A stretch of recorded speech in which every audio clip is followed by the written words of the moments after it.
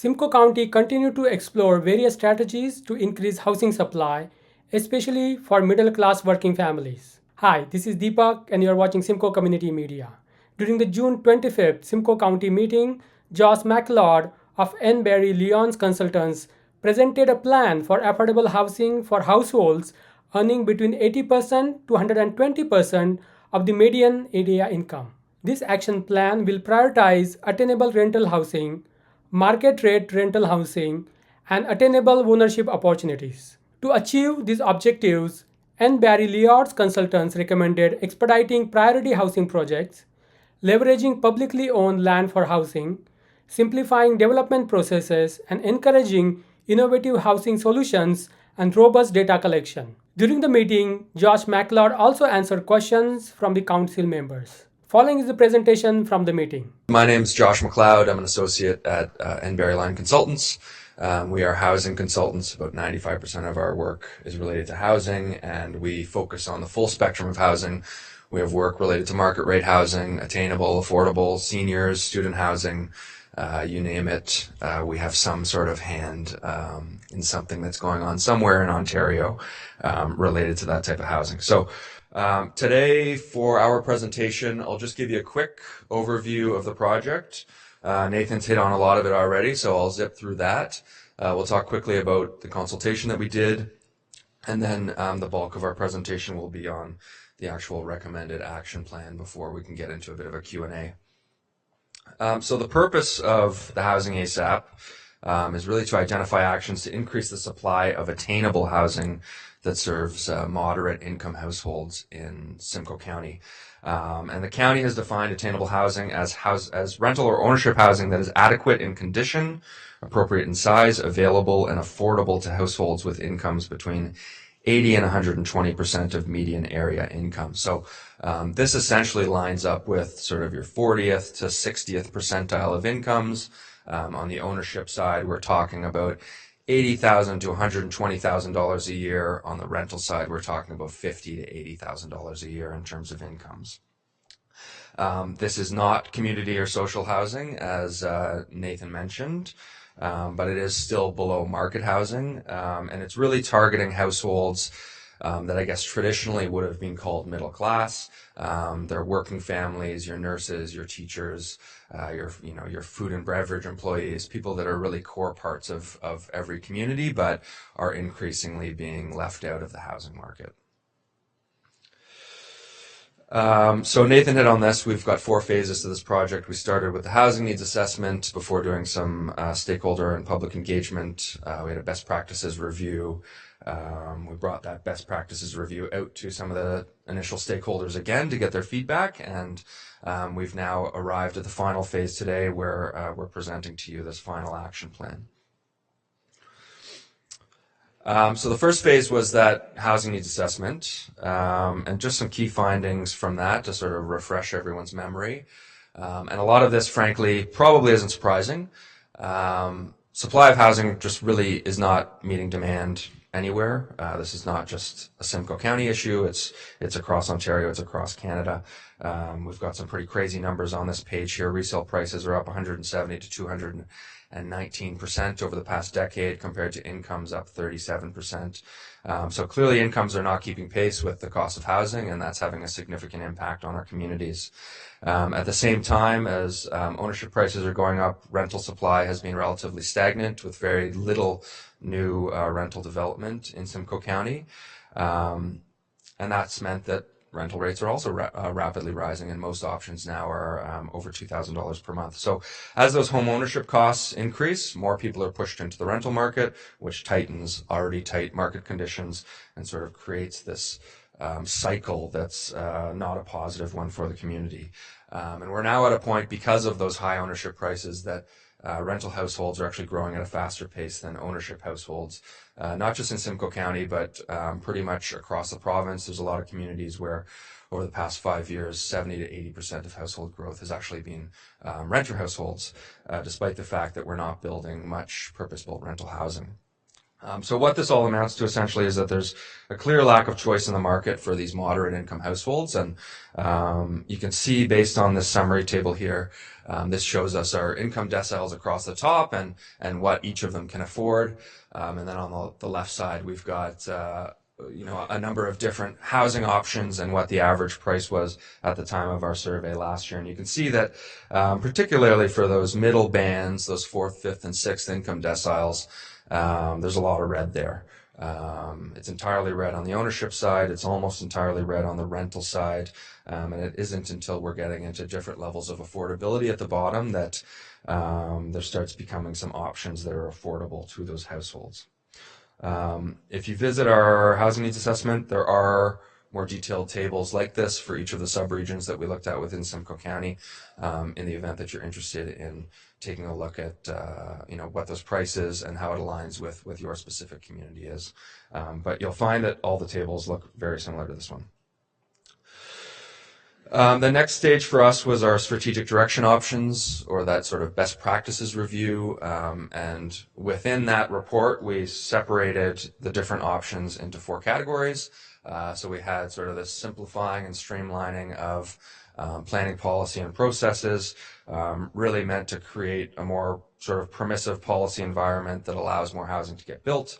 We've got coordination and innovation options here that really we see as options that the county can take a leadership role on, and sort of take that role on, as opposed to requiring that each of the local municipalities has their own programs for each of those options. There's financial options, offering direct financial support to housing providers to build the housing that's required in each of your communities.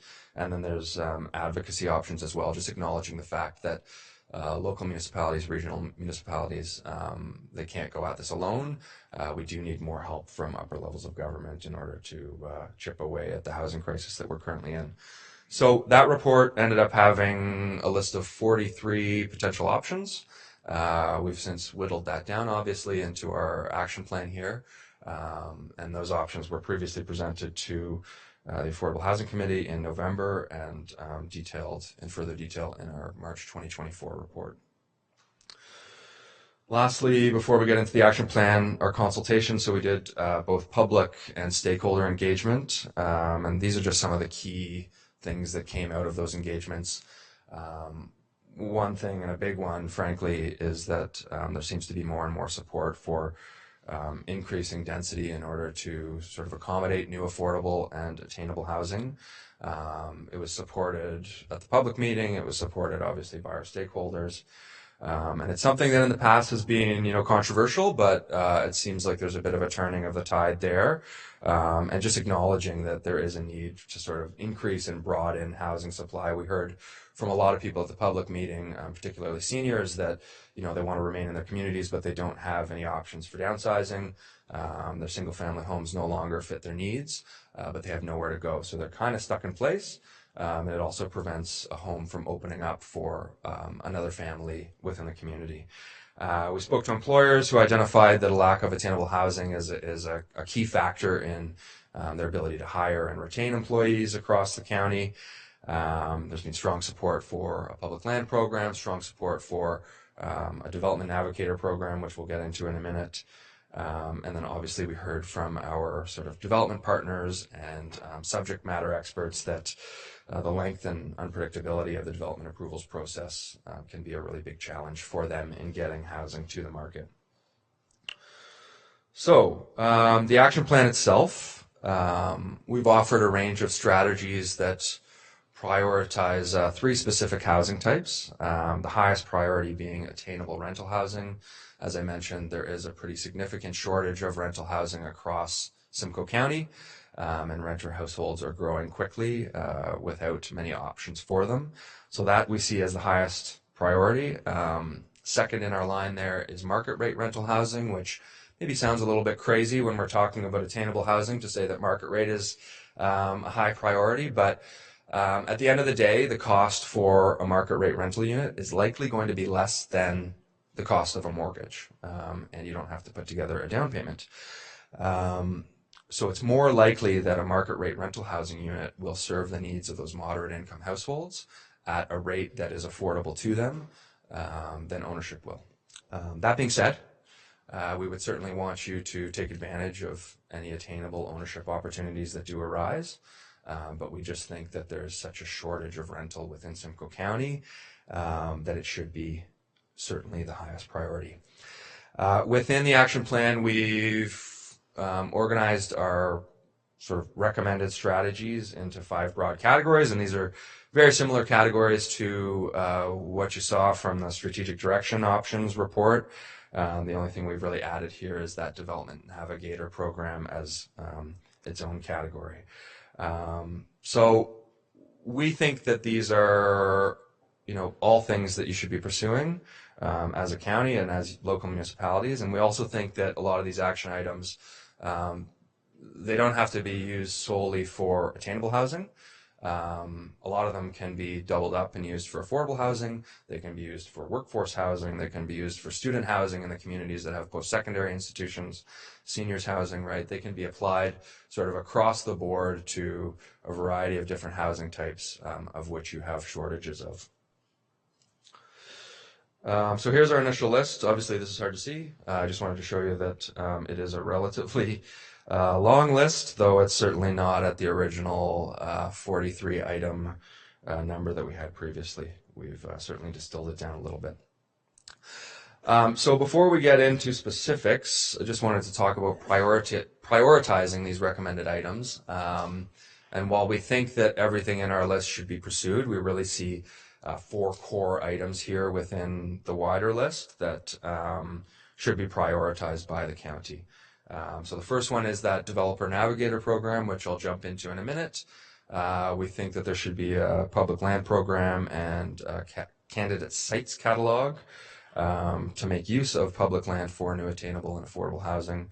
And then number 3 and 4 here are kind of tied together, one being sort of updating planning framework to support new housing development, and then coordinating with local municipalities in order to simplify the development process and be able to fast track the developments that sort of meet the needs of priority housing. So we'll start with the Navigator program, and this is a title for the program that actually came from staff, and I think that it's a good one in the sense that it, very quickly helps you understand what the core mandate of this program would be, and that's to help housing providers more quickly get through the development process and get those priority housing types to market as quickly as possible. So that's the primary goal of this program, is really to facilitate the development of those priority housing types, but we think that there's also an option here where the staff that are associated with this program would be able to take on quite a few of the other strategies within our list here. So this would be similar to sort of a housing office or a housing secretariat that you're seeing in places like Toronto or in Peel Region that they've set up in recent years, with the goal of sort of fast tracking specific developments, administering different incentive programs, and creating partnerships within the community between market and non-market players to get these important housing types built. So we've got a bit of a visualizer here to give you an idea of what this program could handle. We see 2 different approaches. The first approach is sort of the Navigator Light program, I suppose we could say. And that would be one where maybe there's just a single staff member associated with this. And they would be focused on the 3 items on the left side of this graph that are bolded there. That's really the core mandate of the lighter version of the program. So fast tracking priority applications, creating partnerships between market and non-market players in the community, and just educating housing providers on existing programs and supports that they can potentially utilize in order to get more attainable and affordable housing built.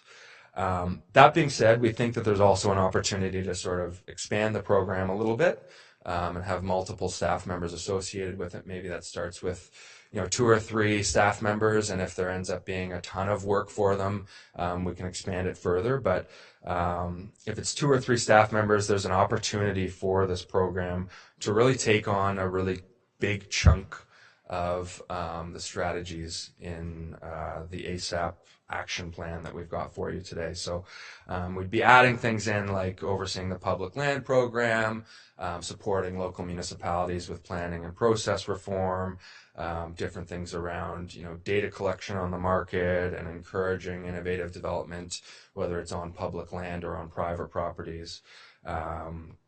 And then some of the financial items as well. There's an opportunity there for them to administer the secondary suite program that the county currently has, and any other incentive programs that come to be down the road.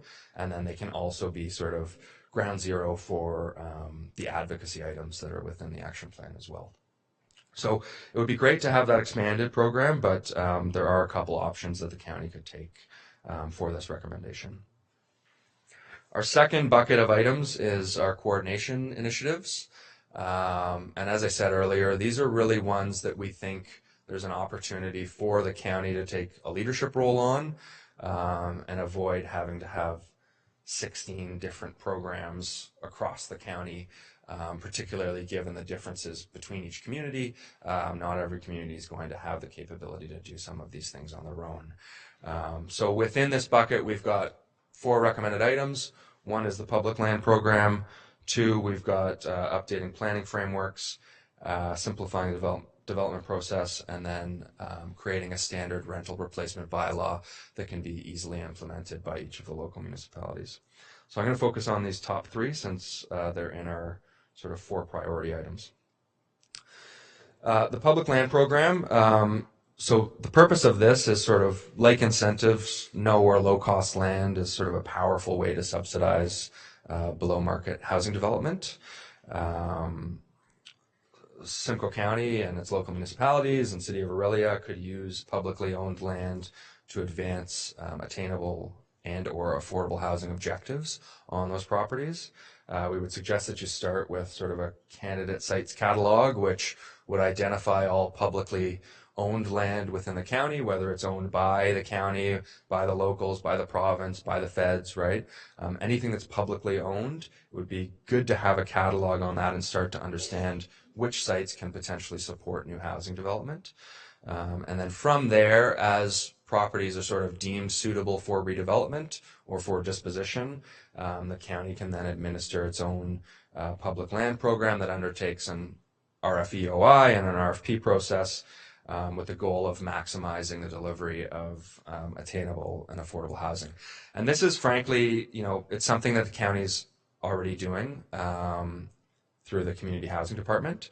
But there's an opportunity to sort of expand it as well to ensure that we're also getting attainable housing units on these properties, to serve that sort of those middle income bands that are sort of increasingly being left out of the housing market today. And then our last point here is really that, as I said earlier, this public land program could potentially also benefit from a more expanded development navigator program.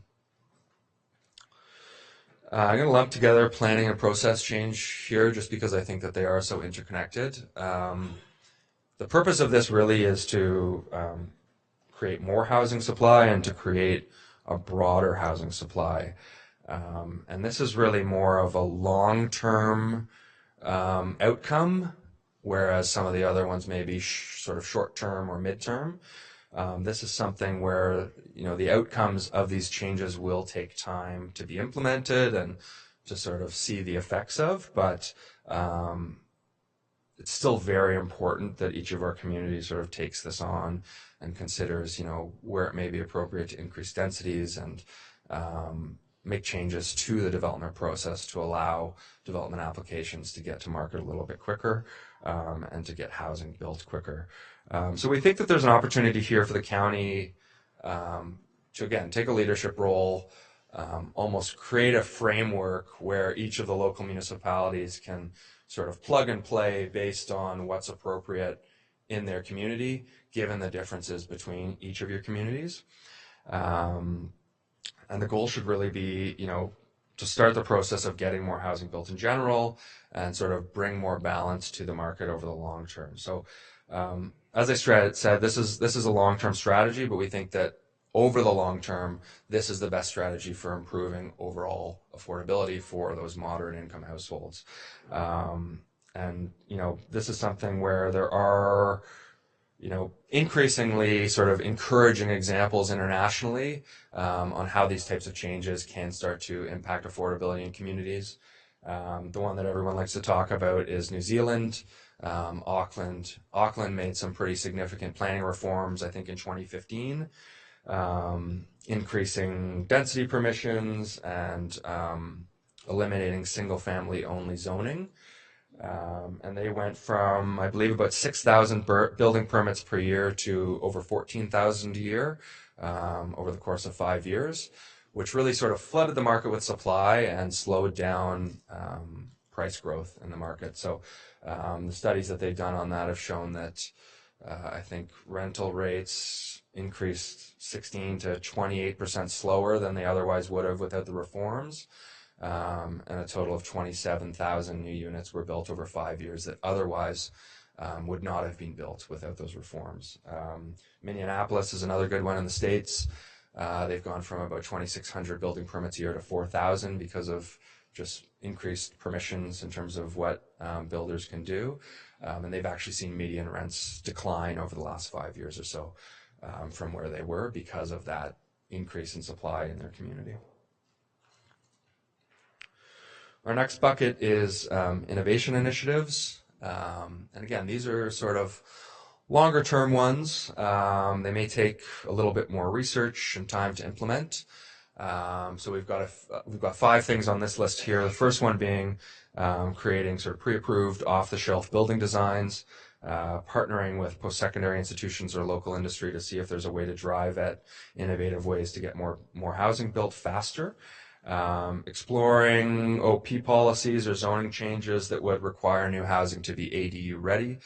So sort of, in a new single detached home, ensuring that there's plumbing and electrical roughed in the basement in case someone wants to add a basement apartment. And maybe that falls into our sort of planning and process changes that the county could lead on. Ensuring that the county has robust data collection to support good decision making. I feel like that's sort of an underrated one. It's important to have information on what the market's doing, how many sales are occurring, where pricing is at, so that you understand what is and isn't affordable to your residents. And then there's also the potential to investigate whether a community planning permit system would be appropriate within Simcoe County's local municipalities. I will say the off-the-shelf building designs, I know that this one's a priority for county staff. The province and the feds have both signaled that they will be taking this on. So our recommendation would be let's wait a little bit and see what they come up with. And if there's anything else that they're missing that we feel would be appropriate within Simcoe County, then the county can take that on and add a few additional designs to whatever those other levels of government are doing. Our fourth bucket here is financial initiatives, and the goal of these initiatives really is to incentivize the creation of new housing that the market otherwise just won't deliver on its own. They're meant to reduce the cost of development to aid in making priority housing types more feasible. So we've only got 3 items here. The first one just being to enhance the existing secondary suite program so that it's capturing the entirety of sort of that attainable range. Doesn't necessarily have to be the same depth of incentives for attainable versus affordable, but we think that it would make a lot of sense to expand that program from what it currently is today. The province recently allowed municipalities to reduce property tax rates for purpose-built rental housing.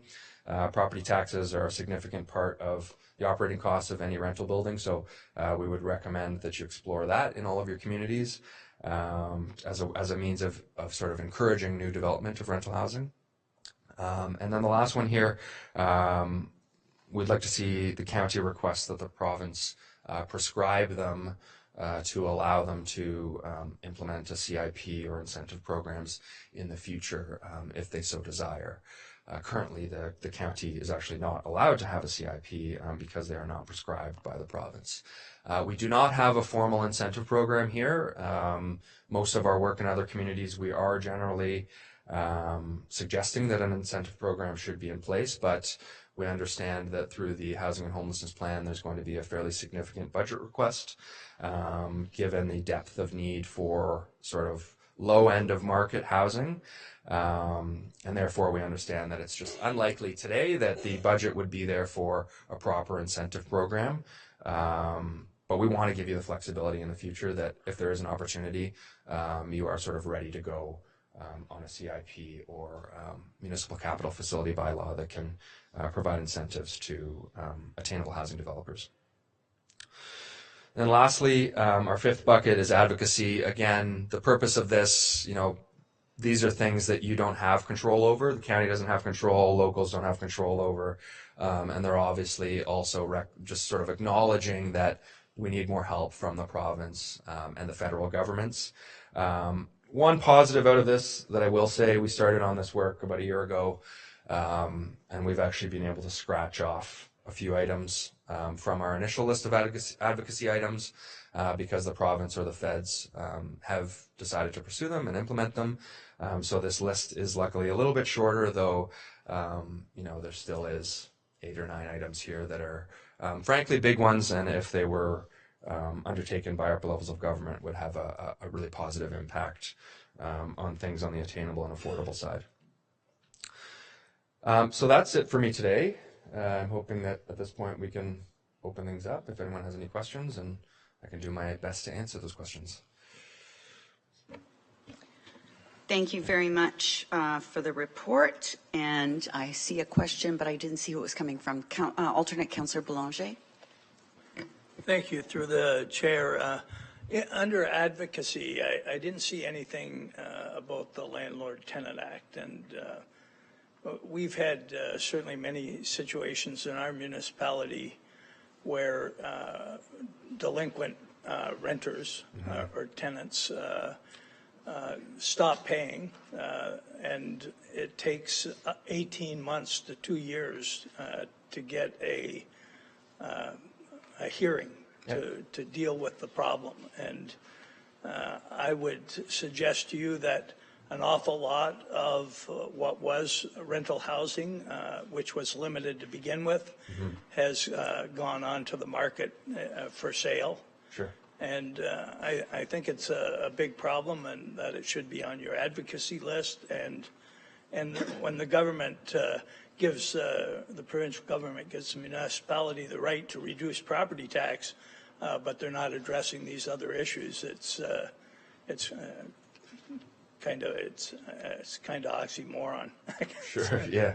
It's a great point, and it is something that we've talked about, and it certainly can be added.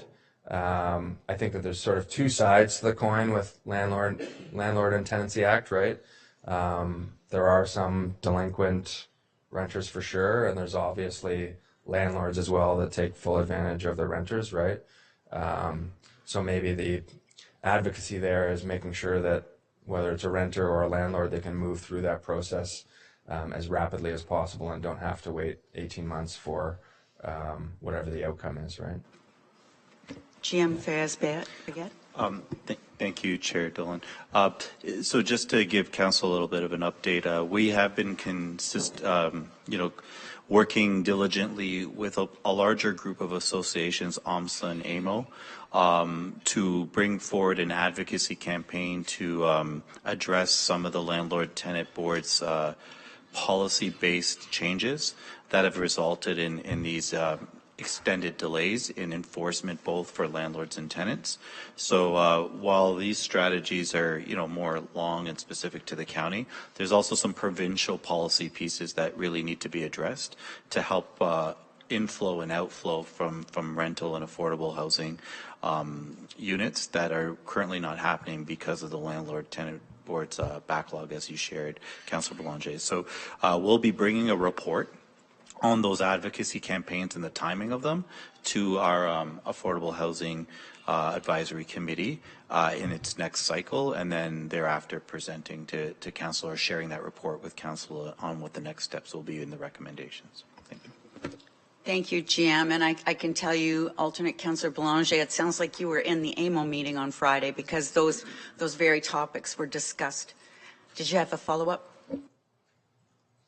Yeah, a different comment though. Are there any municipalities that are looking to purchase homes, convert them to the 3 units, and can they be rented at a cost neutral or even a possible revenue? Like, I know there was an article a while ago in Stainer that a couple of real estate agents to supply housing specifically to seniors, which are probably a little more stable rental pool, were purchasing homes, converting them to 3 units, and then renting to seniors. I just wondered if anybody has looked at that approach. It sounds reasonable, but I'm sure it's more complicated.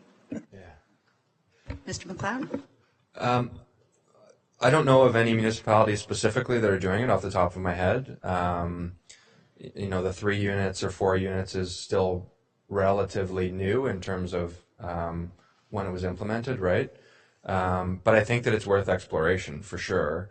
We've certainly seen some numbers around new development of affordable or attainable housing where the cost to develop it is very high, to the point where it may even make sense just to buy units on the resale market and operate them as affordable or attainable housing, right?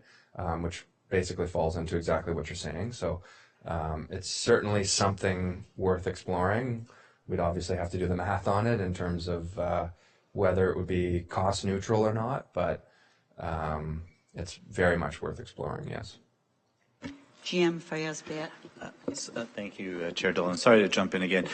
So this is the beauty of the continuum of this plan. Like it incorporates and aligns the affordable housing and homelessness prevention strategy to a larger and broader attainable housing strategy. And within that plan and within the part that us as a service manager have responsibility for, we do.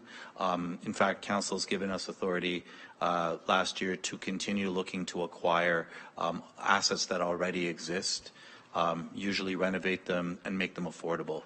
So we have, we're constantly looking for those opportunities for acquisitions, but we're also working with seniors-driven agencies and organizations that are looking to do it through a private-public approach, where they're private sector individuals coming together and saying, we'll, invest and combine our assets together to make something affordable for a specific population. So there's as I shared before, there's lots of different ways to create affordability. Some of it's development, some of them is acquisitions, and some of it is just buying down rent rates through subsidies and housing allowances. So all of those are part of the affordable housing strategy for our definition of affordable, but I certainly think making it for attainable housing, the same strategies could certainly apply. Thank you. Councillor Evans. Thanks, Chair. Appreciate the presentation through you. I've just got a comment and a question, two separate items. First of all, just following up on Councillor Belanger's comments, as one township that's intimately involved with short-term rentals and the impacts that that's had, up to discussion whether or not it's impacted rental supply or not, is let somebody else come up with that idea. But the one thing we do here in our township is the problem, the bad actors that just don't move out and stay in a building. And I'm an optimist, so I believe it's a very, very small portion of the population, but it does have a very detrimental effect on independent investors or secondary suites, granny suites, and the implementation of that, both from a personal aspect of, what might happen, and secondly, from it advances NIMBYism, frankly, in our communities, and when we're looking at putting these additional units in. I might suggest, I know that the province of New Brunswick has different rules than we do when it comes to landlord-tenant that are much more aligned with, say, an Airbnb context. Somebody doesn't pay in an Airbnb, the police will show up within hours and evict that person.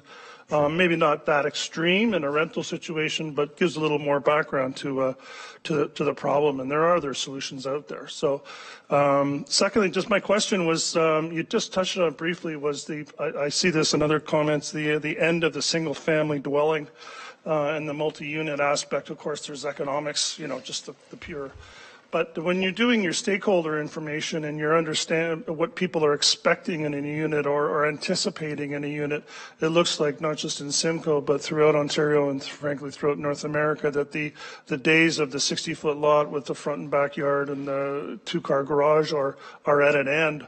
How open are the public to this realization, or do they even realize that this is coming and that we have to start looking at different types of units? And of course, you didn't really touch on the neighborhoods themselves, and how do we, not to be rude, but how do you avoid a row aspect like you have in England or something, where every house is the same all the way along in a neighborhood that nobody really wants to live in? And how do we, as a town or as a county, start to design planning not just on a housing level but at a neighborhood level moving forward?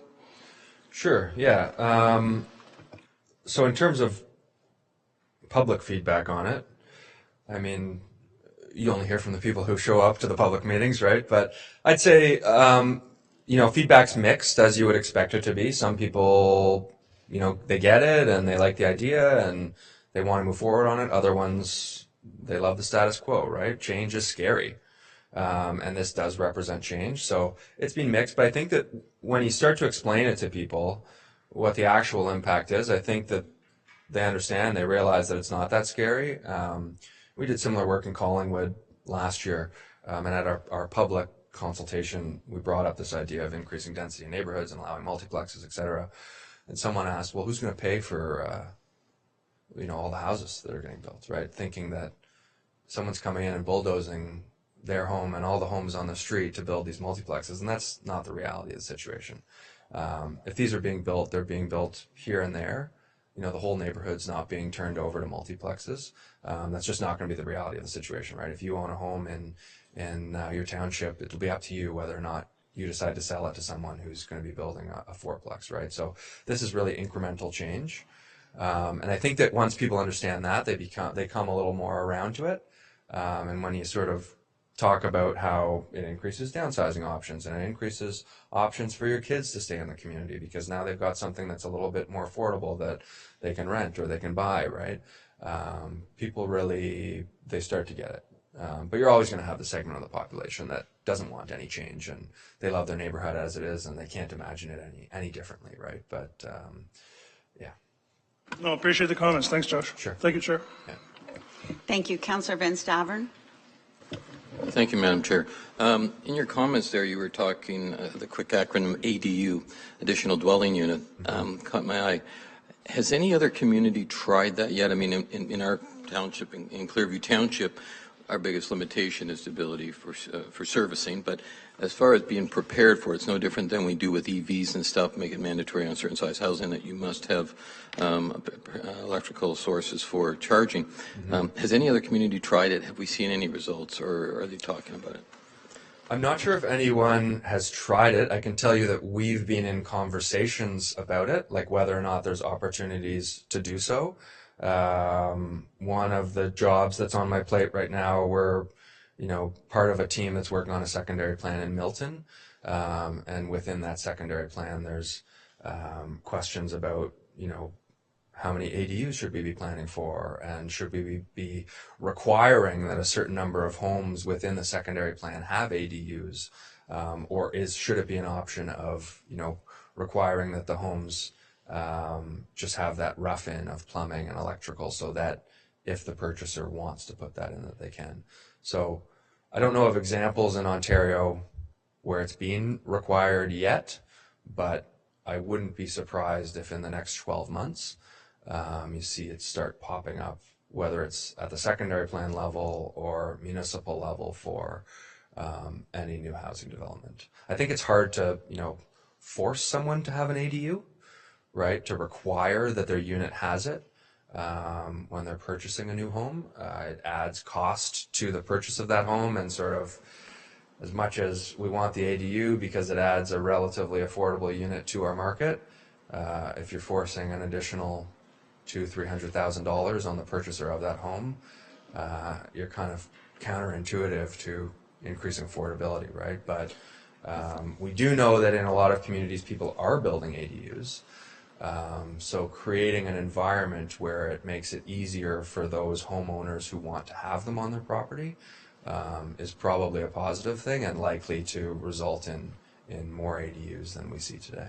Yeah, I think it's important. We recognize that most developers want to intensify their development. If they've had old OPs or old plans approved, they want to intensify them.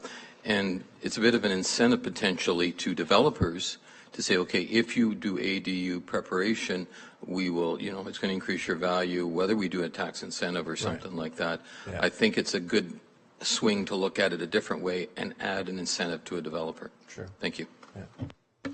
Thank you, Councillor. Councillor Hamlin? Thank you, Chair. Yes, I think a lot of these suggestions are good. In our municipality, we have done some of these things with great success. We have a person whose sole job is to facilitate accessory dwelling units and get people through the process. We've got plans on our website to allow people just to come in and pick a building plan off the shelf for a basement. I won't go on, but I can say with respect to the last comment about incentives for developers, we have, through discussions with one of our developers, he's building, I think it's about 25 of his new homes, he's building ADU units right in them, like with separate doors and so on. So there's, you know, there's a lot of ways and there's a lot of ideas in here that I would endorse. I have a few questions, though. The advocacy initiatives are all good. They seem to me ones that AMO and FCM are undertaking, as are the builders and developers through BUILD and other organizations. Yep. And I'm just wondering, will these things be done through AMO or FCM, or are the upper tiers doing a separate kind of lobby effort, or will County Simcoe be out there on their own, or how do we see this unfolding? I think opportunities like AMO are important ones for advocacy, right? Like the last one on our list here is leveraging the collective power of municipalities, and an organization like that allows you to do so, right? If everyone's coming together and saying the same thing, it's much more powerful than if Collingwood is calling up the province and saying, you know, hey, we want you to, or calling up the feds and saying, hey, we want you to offer lower cost financing for rental developments, right? It's much more powerful if 100 municipalities come together and say, we all think that this is important, right? So I think utilizing those opportunities is a big one. There's probably also opportunities as the county or the locals have meetings with the provincial or federal representatives to sort of remind them of these items, but the big thing would be at the AMOs, et cetera. Yeah. Okay, thank you for that. And I guess what I'm hearing, and maybe incorrectly, and maybe this is a question for our senior staff, but what I'm hearing is the potential for building a housing department that would own properties, manage them. And I watched Toronto when they, you know, took this initiative on and expanded, and it seemed to me that its fall down was the lack of funding to maintain all these properties, and they created a difficult situation for the taxpayers. So I'm just wondering if we are heading down into a more robust housing program. Can we see an outline of what staff's thinking about and what the budget would be at the appropriate time? I'm not saying right away, for the staff that would be needed and how the maintenance would be handled, because I'd hate this to sort of catch up to us sort of after the fact. I'd like to have a clear idea of where we're heading on this. So maybe I'll just leave that as a comment for budget time. Sure, yeah, I'll address that. We're not necessarily recommending that you would have to sort of operate and maintain all of these units. There would be opportunities for the county to partner with nonprofits, say Wood Green Housing or the like, and they would maintain and operate the units. You would essentially transfer them to those organizations, and they would handle all of that cost for you, right? It's more about using the assets that you have, such as your land, in order to help get some of those units built and into the market. And then utilizing sort of the manpower that is staff to facilitate partnerships, to facilitate fast tracking of these developments, right? That's more what the program's about than longer term longer term operation and maintenance of these units themselves. We think that the program can be done with just a few staff. Like, it wouldn't necessarily be a huge expense for the county. And I'll just finish by saying a cautionary tale is one that we've had in our community, where some 40 years ago, a well-meaning individual donated a property to be used for people to have under market rents, and it was given to a local service club to run, and there was rules about putting money aside for maintenance. All to say, at the end of 40 years, which was about a year ago, the property, the only thing available to us is to tear it down. And we have been putting money into it to keep people housed while we're trying to figure out what to do. And I won't get into it all, but I'm just, cautious. That's all. Sure. Thank you for your answers, though. Sure. Thank you. Thank you, Councillor. Alternate Councillor Scott. Thanks, Mayor Dolan. Thank you for the presentation. It sounds like a really strong plan. I just wanted to share a few thoughts, and I think I have a question that I'll end with. First and foremost, trying to bring in gentle density, missing middle housing, legalizing accessory dwelling units and even fourplexes.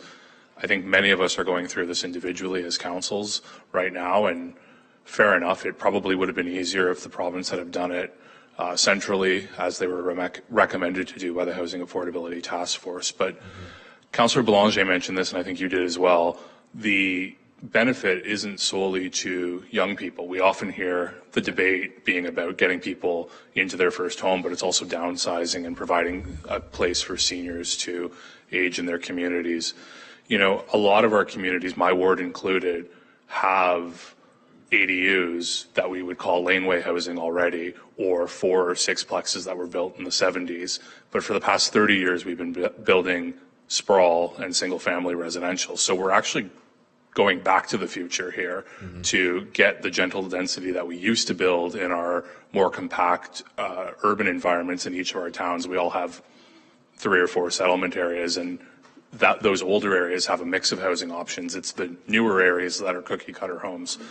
So in that respect, I quite like this, and I really like the idea about using some of the official plan tools to say, let's not build cookie cutter homes anymore. Let's have a bit more flexibility in our developments. I think we have to get serious about the fact that there is a housing supply problem, and the federal government's increasing immigration, and the provincial government isn't necessarily liberalizing home building. They've sort of tinkered around the edges, and municipalities are left holding the bag as young people and seniors in particular can't afford homes. So I'd rather build gentle density than gobble up more farmland for sprawl. In Bradford, we've had some success with community improvement plans that are mentioned in the slides here for retirement homes, incentivizing retirement homes, and for commercial and industrial redevelopment. But I'm really curious how that would work. Our discussions in Bradford about an affordable housing CIP or other incentive program basically ended with, that's probably something the county should do. And so whether you'd like to answer or senior staff would like to answer, I'm really curious how a CIP program would exist. Would it have to be county-wide? Would it have to have some sort of geographic specificity? Because I think we're doing all this work to allow for ADUs or fourplexes, but it's not like your average homeowner has a spare $250,000 to put an ADU in. When they do, it goes right on the listing if they ever resell that you've got an income property. Sure. In addition to a residential. But how could we use a CIP program to actually get some of this built? Because I worry we do all the planning work, but then the uptake is so limited by the finances. Yeah, that's a big question. With any CIP or incentive program, you can take it in so many different ways, right? Like, you could do it at the local level. The county could take one on. We like the idea of the county taking one on just because, again, it gets back to efficiency. Why have 16 different CIPs across Simcoe County when you can have one? And perhaps that one, there's a pot of money that the county's contributing, and then, a little bit of money coming from each local municipality that goes towards it as well. And then the county doles it out depending on where the projects are. In terms of the incentives themselves, there's, a wide mix of ways that you can do it. There's a lot of CIPs that focus on sort of waivers or, rebates of development charges and building permit fees and things like that. But what we've found to actually be more successful, and our development clients have sort of supported us on this, is just capital grants, like where you would say, as the county, we've got $10 million a year that we can put towards an incentive program.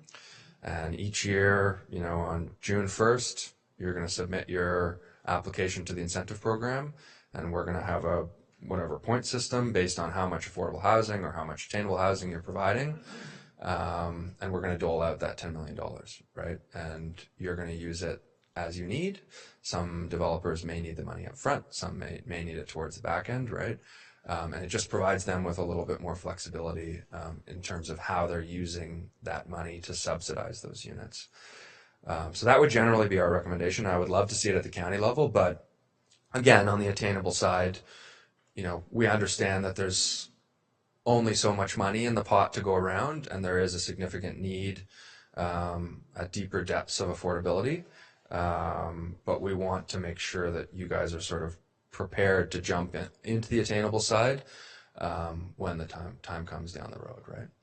Yeah. Just a quick follow-up comment or two then. I agree, having it countywide sure has all the efficiency. The funny thing about this is it's an issue that I think the left and right agree on, because on the right-hand side of the spectrum, it's about property rights and what you can do with your own property. And community improvement plan grants are also about tax cuts. Right. If the permitting fee or the development charge, I would say more on the individual homeowner than the developer, are what's breaking their ability to do it. Mm-hmm. We should look at getting what are essentially taxes out of the way to facilitate ADUs on existing residential properties. And certainly the left likes it because it's better for the environment and it's an anti-poverty measure. Sure. Not that everyone's that binary in their politics, but yeah, it pleases both sides of the spectrum. Yeah. I guess in Bradford, we have an existing community improvement plan for our downtown commercial area, and we've layered in several public policy goals, whether it's green energy or accessibility, heritage preservation. And so I think part of any CIP could stack the available grants to say, well, it's not just an ADU, it's an accessible suite for grandma, and we want to promote accessibility. Or it's not just an ADU, we're also going to retrofit the building so it's more climate friendly with better insulation and better energy. Mm-hmm. I really think CIPs are a underappreciated tool that municipalities have, because you can start it to say, oh, we're going to revitalize our downtown commercial stock, but then you add in all these ancillary stackable grants, and suddenly you're fighting climate change and improving accessibility and preserving heritage at the same time. And I certainly think if the county were to pursue a CIP for attainable housing, you could layer on those other public policy goals and really get more bang for your buck. Yeah. It's money well spent, in my opinion, and I hope, I don't know the next time I'll be at county council, but I hope the rest of you pursue it. Yeah, and stacking's a good point as well, like not just with other things within your own CIP, but also with programs from other levels of government as well, right? So yeah. If somebody applies to your CIP, you should have someone there that says, okay, in addition to this, these other 3 programs are available to you from other levels of government, and here's how you apply to them, and here's the impact it'll have on your development, right? And that's part of what we would see coming out of the Development Navigator program. We want staff who are very familiar with all those programs so that they can direct everyone to the programs that are available to them. But stacking is very important to sort of make the development pro forma sing, right? Yep. Yeah. Thank you, Councillor Fryer. Thank you, Chair Dolan, and thanks for the presentation. I just wanted to quickly comment on the earlier question in regards to getting the residents to accept. One thing our task force is working hard on right now is a grassroots communication strategy. Mm-hmm. And I think that's of utmost importance, trying to get out there and show what's being done, what's being achieved, and why it's being done. So we're talking about things like when the neighborhood park opens, have some sort of when we do the welcoming ceremonies, have some sort of booth there with the Affordable Housing Task Force and some good messaging on that.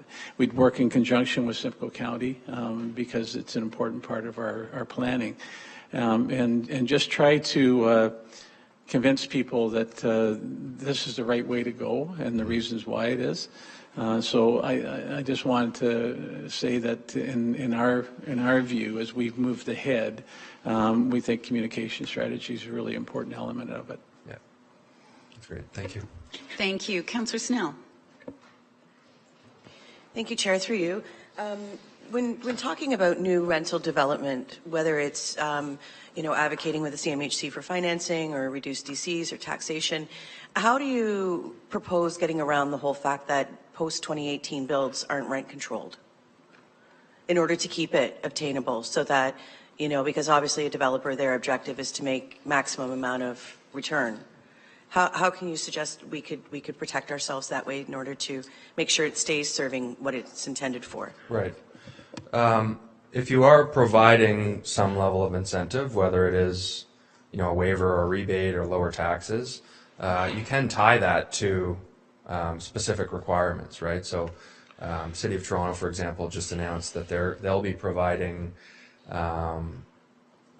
basically all of the incentives that they were providing to affordable housing. They're now providing to purpose-built rental housing up to 150% of average market rent, provided that I think 30 or 35% of your building is 150% or less, and you're maintaining rent control on those units for 40 years or something like that. So you can tie it specifically to that. Otherwise, it would just be, sort of free-for-all in terms of rent control, right? Thank you. Chair Leduc. Thank you, Madam Chair. I just wanted to build a little bit further on what Alternate Councillor Scott talked about, the CIP program. Those are great opportunities for us to incentivize and do things. The capital side of it, I'm worried about. That's difficult because the southern portion of the county is a little bit more expensive than, say, the northern portion. And when we look at that, we have to really score that differently, because it's, you're not going to get the same incentive based on those two geographical areas. To me, it would be the tax incentives. That's something I want to look at. The permitting. Those are areas that the CIP can really benefit everybody equally across the county, and that's what we want to hopefully do and provide. I look at the when we come to the Development Navigator program, the fast tracking. How do you expect to fast track even if it's attainable, affordable? How are we going to change that? We have to then obviously look at the external parties that are reviewing our documents and say, are they going to be part of that system anymore? How are we going to, how are we going to tell? Are we going to do more studies or less studies? I mean, those are the questions I need answered, is how are we going to fast track this system? Because we've talked about fast tracking many times. Are we saying 2 months, 3 months, 18 months? Those are issues that really need to be looked at moving forward. The incentive programs, the financing aspect of it. I talked about the CIP. I want to just see, we're in Bradford going through an OP tonight. We're actually have a meeting tonight doing our OP review, looking at two streams. We looked at stream one, which was ADUs, intensification, building more people into heavier areas. We're going through that process right now. It's not easy. We're talking about ADUs, 3 and 4 unit ADUs. I'll tell you, I've never seen a community jump up so fast and say, oh, not in my backyard. We're talking about different housing. We've got it built into our developers to talk about building in potential ADU systems within their housing, creating that opportunity so that there's not $250,000 to incentivize people to put in a second unit, third unit. It's not going over well with people. They're not interested in it. They want to talk about, why are you building these small places where my kids can't play in the backyard? So people are really not into intensification. We're dealing with a facility, a golf course area right now where we have a great opportunity to put in a lot of units in our community to help this housing crisis, and we get people telling us, no, go build it over here, go build it over there. Nobody seems to want this stuff in their own backyard, so it's difficult. This, to me, I thought we kind of had this conversation with the Simcoe Housing Corporation, where we talked about building 1,100 units. We're talking $800 million, $1 billion when we get around to it. It'll be $1 billion or plus. And we talked about why don't we, as a corporation, develop our own development community, our own construction company to gain those assets that those people are making, that 30% margin that they're making there. Why don't we do that?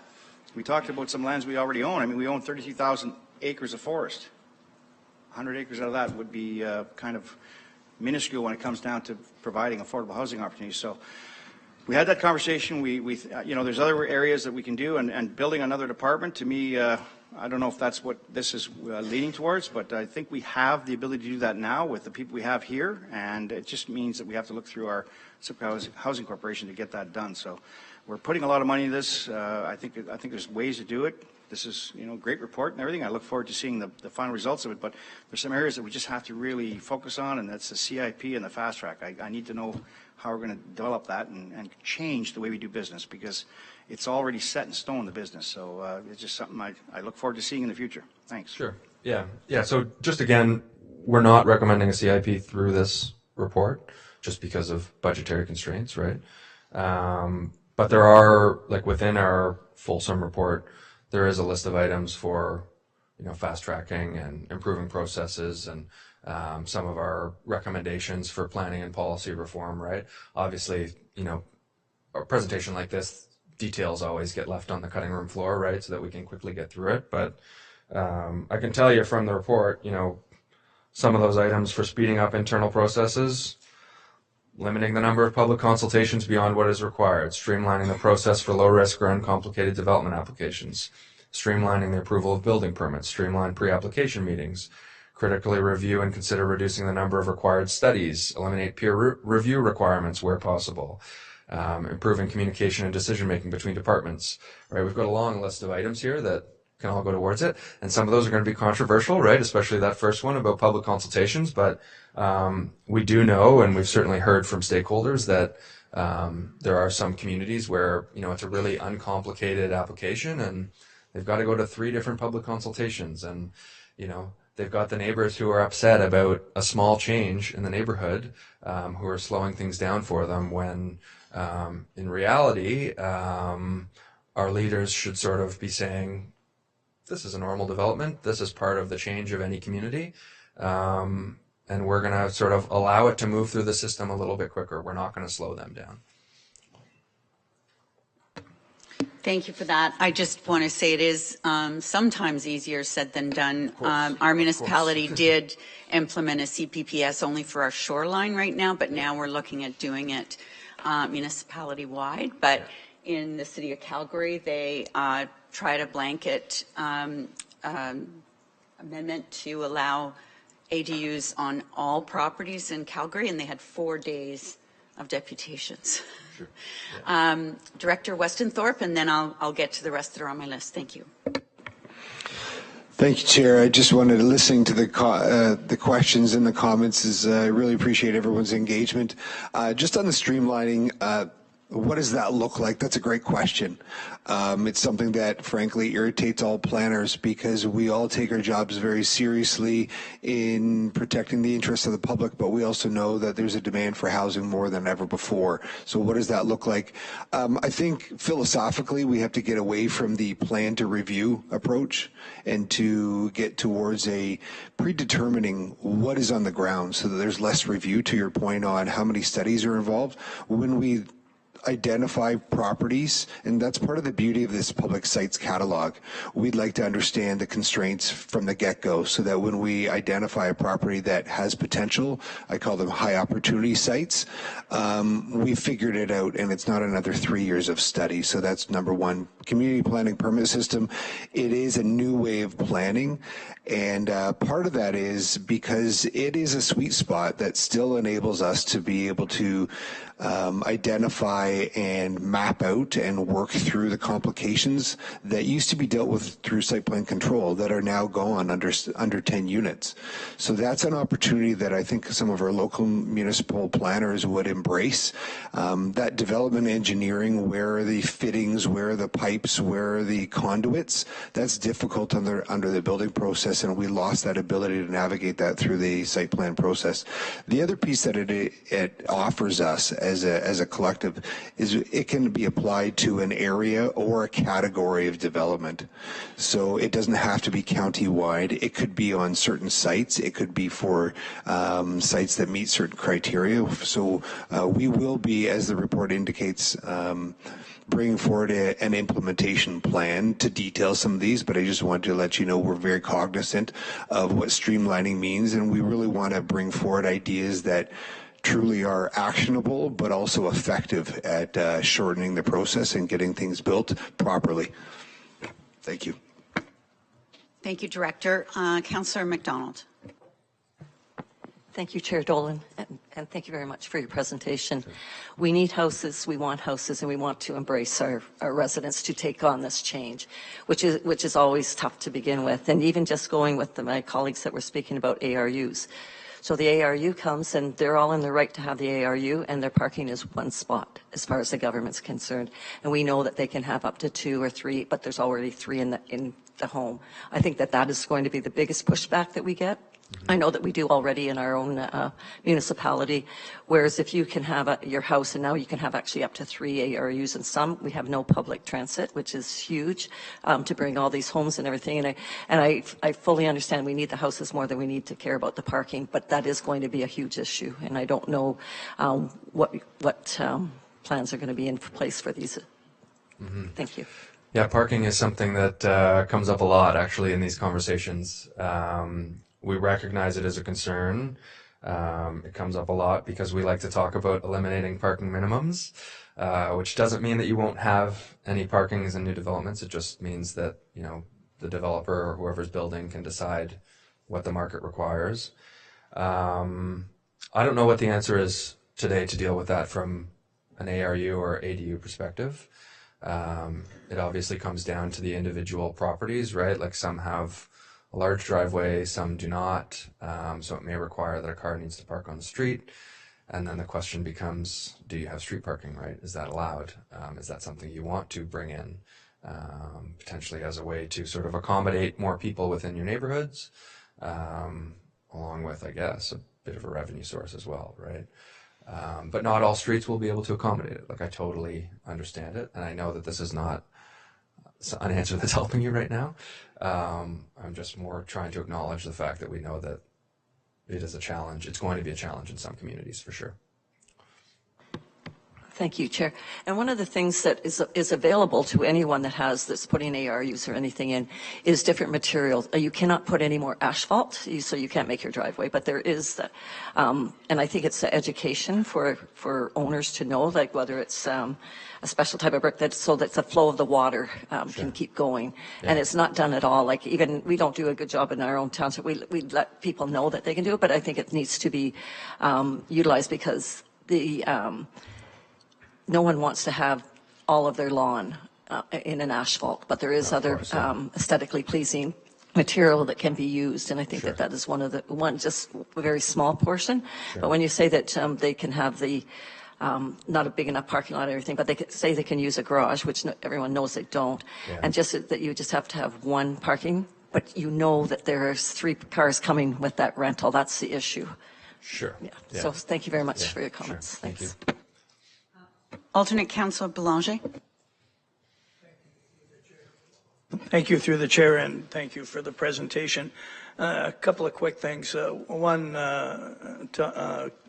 Deputy Mayor Schnell mentioned keeping attainable. In BC, when they had the Olympics, they built a lot of what they called restrictive housing for workforce, and that was for purchase. But it was not, it did not appreciate through market. It was a set formula for appreciation, so that as people moved on and left, that remained attainable over many decades. So I haven't heard that mentioned much in Ontario of restrictive housing. Another point when we talk about streamlining, we haven't mentioned the NVCA. An awful lot of our development falls under the review of the NVCA, and I'm on the board, and we have made some improvements, but it's not uncommon to have many applications drag on for a year, 18 months. I don't know if that's due to workload or what it is, but it's much of a hindrance. And the final thing I wanted to mention is last week, I don't know if anyone was on it, but livableontario.ca did a presentation. I guess they're an advocacy group, and they had done a lot of research, I believe, in Waterloo region. And they indicated there's, a major disconnect, not only from provincial forecasting for single detached and semi type homes, but about 67% of people looking out 5 to 10 years looking for housing, if given the opportunity to have to drive 20 minutes and have more affordability or be in a walkable environment and not necessarily have a single detached, the spread across, rental housing, the missing middle, the condominiums was spread pretty evenly. That really what people want is not what we're building, and it's not what we're forecasting to build. So again, some interesting things. That meeting is online now under Livable Ontario CA if anyone wants to see it. Thank you very much, Alternate Councillor. Seeing no more hands, just a couple of things from me. I was through a model home not too long ago by Mattamy, where they have the side door that goes to an additional dwelling unit. It's roughed in, but in order to help people like me with no imagination, it's actually got it roughed out on the floor where the bedroom would be, where the kitchen would be, and so I found that quite helpful. And then in the advocacy role, the provincial or federal, I guess, but in most cases provincial land, there is some movement from the Ministry of Natural Resources and Forestry for Northern Ontario to acquire Crown land or unincorporated territory, but nothing in Southern Ontario. And it's frustrating to see, in small town Ontario, maybe without the growth pressures that we here in Simcoe County are seeing. There'll be a school that's been vacant and sitting there for 20 years, and yet the province still requires full market value for that property, other than just allowing it to be at a lower price or a zero cost to a municipality to build affordable or attainable housing. And it's frustrating because there's only one taxpayer, and the taxpayer paid to have that school built in the first place. So why is the taxpayer having to pay again to have that land then? So how many times can a taxpayer pay for one piece of property? Right. So I know that's advocacy that that AMO is working on. Yeah, that's certainly something that would be a good idea to add to your advocacy list for sure. My experience is that it tends to be agency specific in terms of whether they require that full market value. I know that there are some agencies which seem to understand that, there's value to getting affordable housing on the property and taking a lower land sale number, whereas others, it's within their mandate that it is full market value. And, some of those agencies are our clients, and we've tried to have those conversations of, maybe there's a trade-off here, right? You don't get your $10 million for the site, you get 50 affordable units, and that's good for, the public in general. But yes, I would suggest that that's something to continue to advocate for. Yeah. Thank you so much. And I would say places of worship fall into that as well, that are sitting vacant. Absolutely, yeah. Great discussion. Sorry, go ahead. I'll just say about places of worship as well, actually, that we've worked for a few different archdioceses, and a lot of them are quite interested in making something happen. They don't have the capacity to do it on their own, but they do want to sort of serve the community, whether it's with seniors housing or affordable housing, and use excess lands that they have.